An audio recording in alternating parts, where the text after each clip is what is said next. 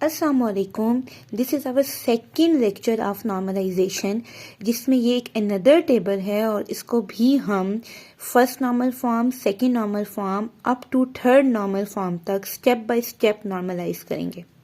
आप इस टेबल को अगर गौर से देखें तो इसके अंदर जो फर्स्ट रो है, यहाँ पे जो फर्स्ट रो है, इसके अंदर रिपीटिंग ग्रुप्स हैं। रिपीटिंग ग्रुप्स क्या होते हैं? एक सेल में दो वैल्यूज़ का होना। सो यू कैन से कि यहाँ पे एक सेल में दो दो वैल्यूज हैं। सिमिलरली अगर आप थर्ड रो में देखें तो यहाँ पे भी एक सेल में तीन तीन वैल्यूज हैं, जो कि नहीं होनी चाहिए। एटॉमिसिटी होनी चाहिए। एटॉमिसिटी होता है कि एक सेल में एक वक्त में एक वैल्यू होनी चाहिए। Mean this table is not in first normal form. So what is the solution? कि हम इसकी रो स्प्लिट कर देंगे ऐसे, यानी हम इस टेबल को अलग अलग रोज में डिवाइड कर देंगे। और अब मैं आपको इसको डिवाइड करके दिखाती हूँ। सो यू कैन सी मैंने फर्स्ट रो को स्प्लिट कर दिया है। PC010 RS Ajay, PC010 RS Ajay. यहाँ पे रिपीटिंग ग्रुप्स थे, वहाँ हमने सेपरेट रोज बना दी हैं। Now same for second. Second के लिए भी आप यहाँ पे क्या करेंगे? अलग अलग रोज बना देंगे। यानी आप इसी टेबल को अलग रोज में अगर डिवाइड कर दें तो ये वाले खाने खाली बच जाते हैं। लेकिन जो खाने खाली बच जाते हैं वहाँ पे आपने ऊपर वाला ही डेटा इंसर्ट करना है, क्योंकि ये सारे जो वैल्यूज़ हैं ये PC01 के लिए थी। PC01 HR था। और यहाँ पे प्रोजेक्ट जो मैनेजर है उसका नाम क्या आ रहा है? चौहान। और बजट भी सेम आ रहा है, क्योंकि यहाँ पे वैल्यू सेपरेट नहीं थी। डेट्स हाउ हमने इसको अलग रो में डिवाइड कर दिया। अब आप इसकी थर्ड रो अगर चेक करें तो यहाँ पे भी इसी तरह है। यहाँ पे रिपीटिंग ग्रुप्स हैं, यहाँ पे। सिमिलरली इसको भी क्या करें? अलग अलग रो में डिवाइड कर दें। जैसे ही आप इसको अलग रो में स्प्लिट करेंगे तो ये वाला डेटा तो ठीक हो जाएगा, लेकिन यहाँ पे डेटा एम्प्टी हो जाएगा। उसको एम्प्टी नहीं होना चाहिए, बल्कि ऊपर वाली की आपने उठा के दोबारा लिख देनी है। ठीक है। सिमिलरली इधर मैंने क्या लिख दिया? अटेंडेंस। यहाँ पे भी क्या लिख दिया? अटेंडेंस। वही डिपार्टमेंट, इधर भी राजेश आ जाएगा और यहाँ पे भी सेम वही प्रोजेक्ट बचा।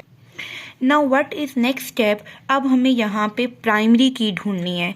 अगर आप इसका फर्स्ट कॉलम देखें तो ये रिपीट यूनिक नहीं है, रिपीटेड है। 010 रिपीट हो रहा है, 011, मतलब प्रोजेक्ट कोड यहाँ प्राइमरी की नहीं बन सकती।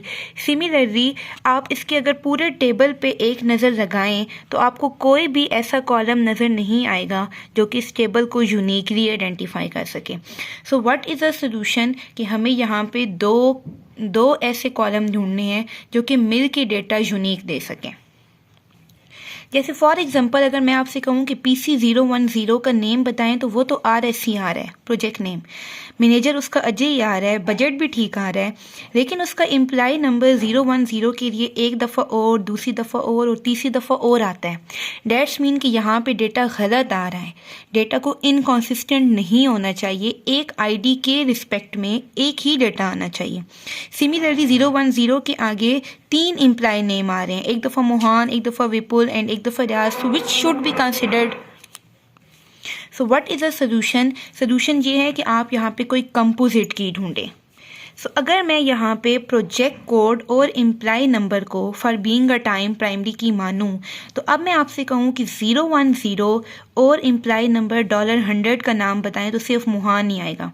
और मैं आपसे कहूँ कि PC010 और डिपार्टमेंट नंबर D02 का ऑर्डरी रेट बताएं तो 16.50 ही आएगा।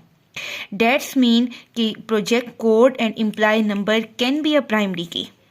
सो मैंने इन दोनों के नीचे बोल्ड लाइन लगा दी है, क्योंकि बोल्ड लाइन किसको रिप्रेजेंट करता है? प्राइमरी की को। Now move towards second normal form. Second normal form में आपके पास क्या होता है कि आपने ये देखना होता है कि आपके कौन से कॉलम हैं जो कि पार्ट ऑफ प्राइमरी की पे डिपेंड कर रहे हैं। तो यहाँ पे बिल्कुल क्लियर है कि जो प्रोजेक्ट का नाम है वो सिर्फ कोड पे डिपेंड कर रहा है। 010 का देखें कोड हमेशा वही आ रहा है, 011 का भी वही आ रहा है और 0112 का भी वही आ रहा है। So we can say similarly 010 का नाम हमेशा अजय है। फिर आप देखें कि 011 का चौहान है। तो प्रोजेक्ट नेम, प्रोजेक्ट मैनेजर और प्रोजेक्ट बजट, ये तीनों किस पे डिपेंड कर रहे हैं? प्रोजेक्ट कोड पे। नाउ इसको अगर हम देखें तो एम्प्लॉय जो नंबर है उस पे एम्प्लॉय नेम डिपेंड कर रहा है और क्योंकि डॉलर जहाँ पे 100 है वहाँ पे मुहान नाम है, जहाँ पे 101 है वहाँ पे विपुल है, जहाँ पे 102 है वहाँ पे रियाज है, तो ये बिल्कुल ठीक आ रहा है। इसी तरह अगर आप इम्प्लाई नेम, डिपार्टमेंट नंबर और डिपार्टमेंट नेम, ये सब इस पे प्योरली डिपेंड कर सकते हैं, यानी ये तीनों कॉलम इम्प्लाई नंबर पे डिपेंड कर रहे हैं क्योंकि डेटा ठीक फाइंड आउट हो रहा है। अब अगर हम आर्ली रेट को देखें तो आर्ली रेट किसी एक से फाइंड नहीं हो सकता, क्योंकि आर्ली रेट होता है 1 घंटे में उसने कितना काम किया और किस प्रोजेक्ट पे काम किया।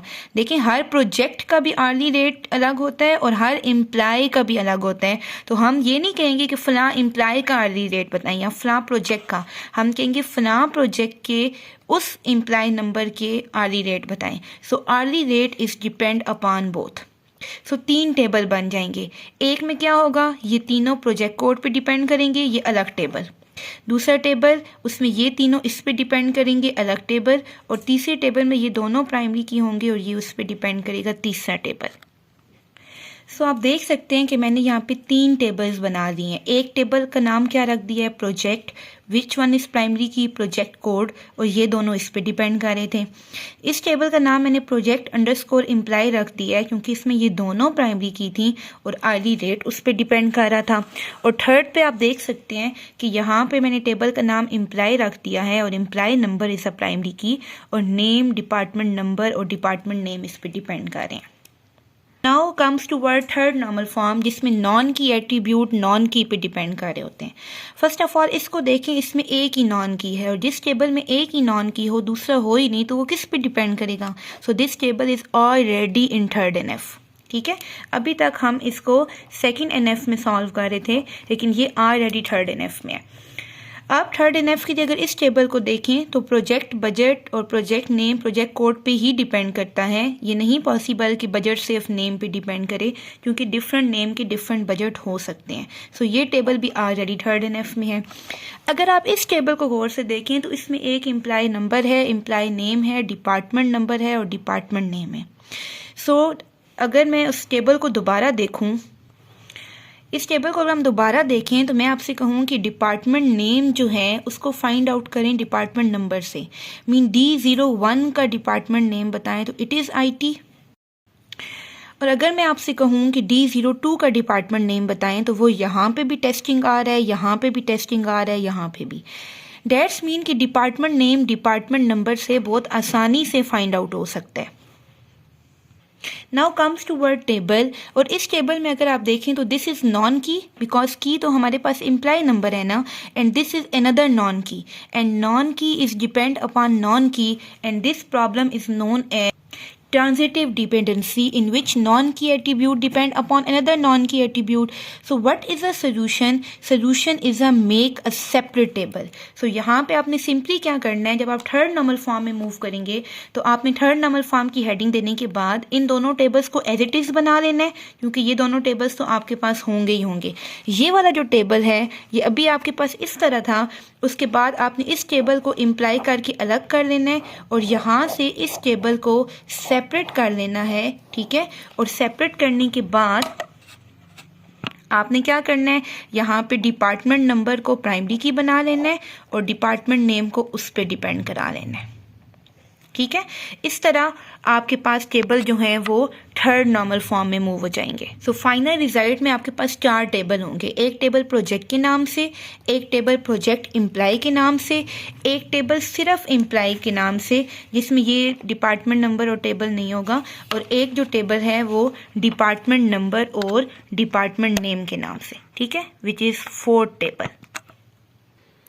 एट द एंड आपके टेबल 4 टेबल्स में कन्वर्ट हो जाएगा और आप नीचे लिख सकते हैं कि now our table is successfully convert into third normal form and it is normalized. Stay tune for more normalization lectures.